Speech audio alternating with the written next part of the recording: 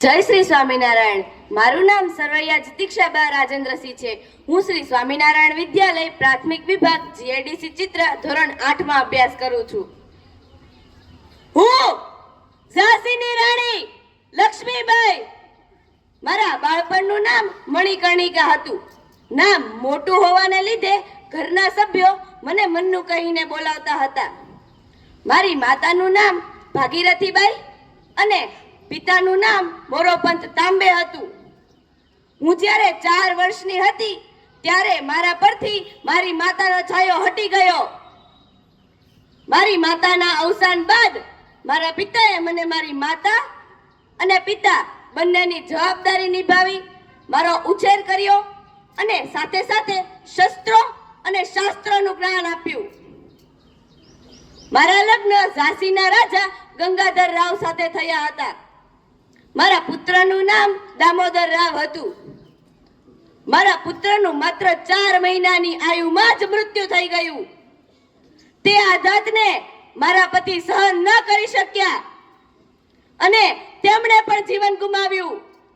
પછી ઝાંસીની જવાબદારી મારી માથે આવી ગઈ અને બીજી તરફ અંગ્રેજોએ મને એકલી અને અશક્ત જાણી મારી ઝાંસીને મેળવવા પ્રયત્નો કર્યા. ત્યારબાદ મેં મારા રાજ્ય ઝાંસીને સંપૂર્ણપણે જવાબદારી નિભાવવા માટે શપથ લીધા. આ મસ્તક ન તો કોઈના ડરથી ઝૂકે છે ન તો અભિમાનમાં ઊંચું થાય છે. બસ આંખોમાં આંખો મેળવીને સ્વાભિમાનથી અડગ રહે છે.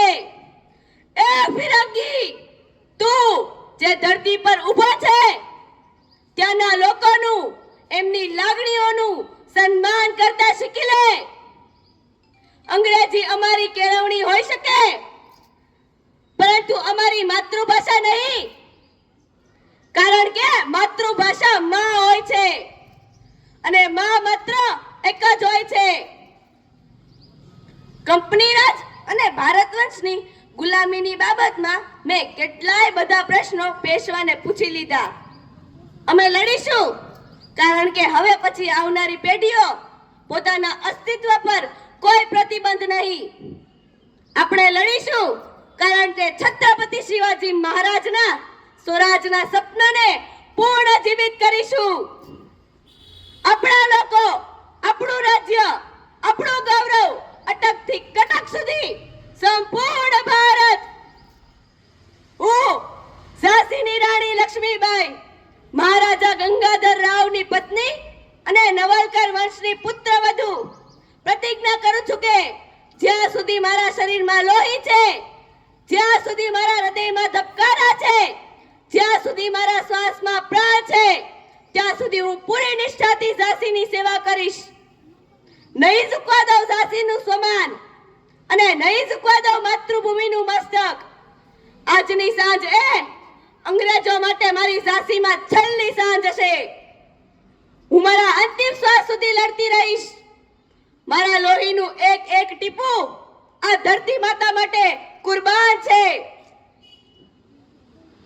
હું એ ઉદાહરણ બનીશ જે દરેક ભારતીયોની અંદર આઝાદીની ભૂખ બની વહેતી રહે.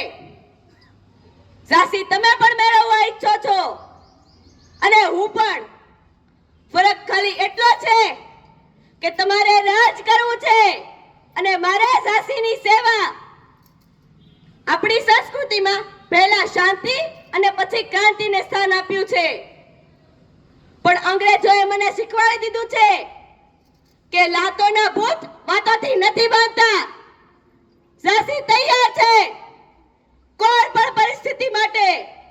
હું મારી ઝાંસી નહીં આપું અને યુદ્ધ જ એકમાત્ર રસ્તો